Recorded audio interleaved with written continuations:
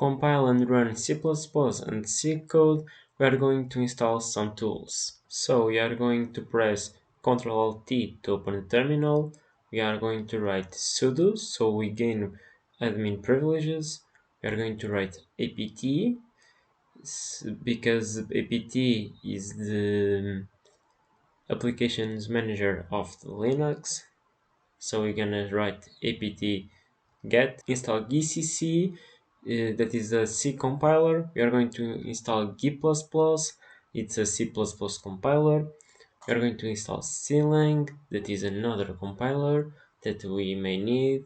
We are going to install gdb to debug our C and C++ code, and we are going to install CMake. It is a tool so we can tell the code how it should be compiled.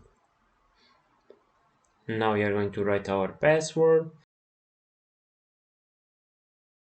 and say yes.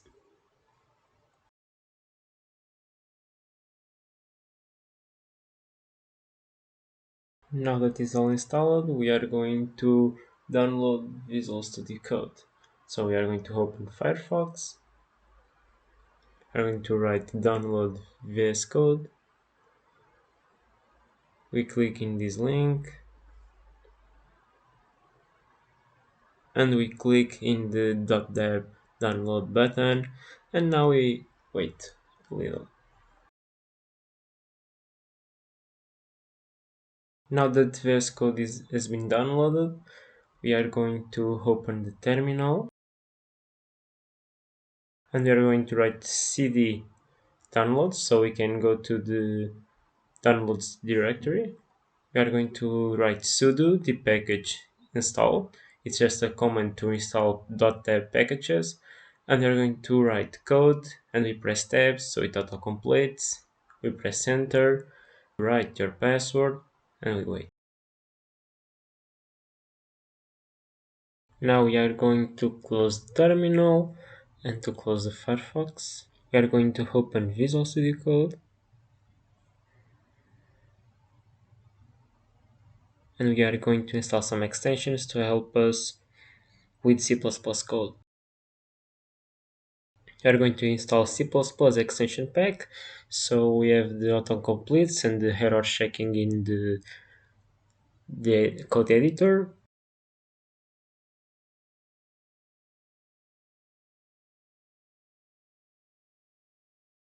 We are also going to install glscl lint. This is just for the 2D game engine in C++ series, so you don't have to install this if you are not following the series.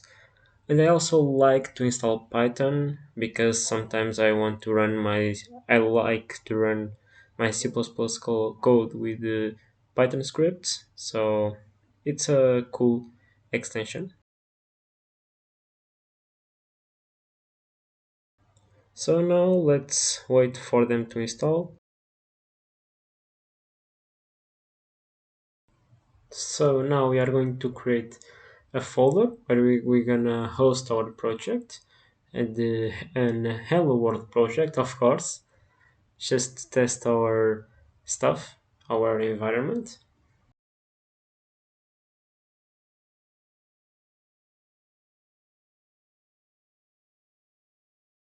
So now we are going to create a C++ file. I'm going to calling it main.cpp, and I'm going to write just an hello world project.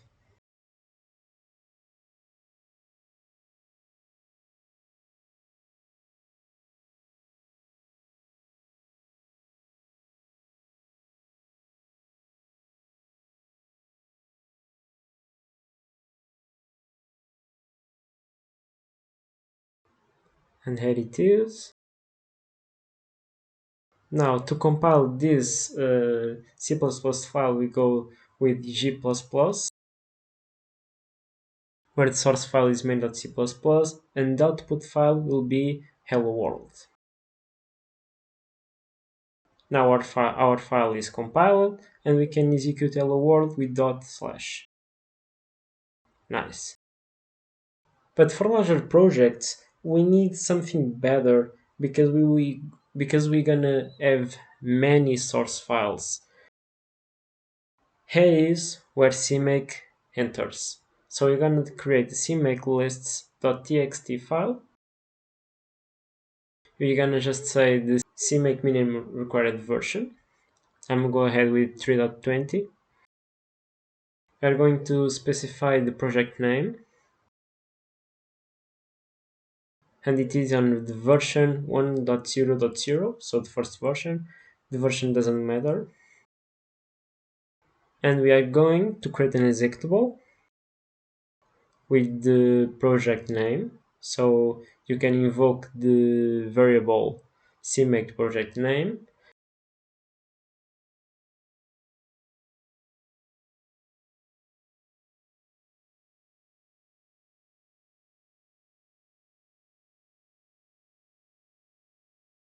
And it is based on the main.cpp file. Now our project is ready with CMake. We're gonna just do Ctrl+Shift+P CMake column configure. I'm going ahead to choose the GCC compiler.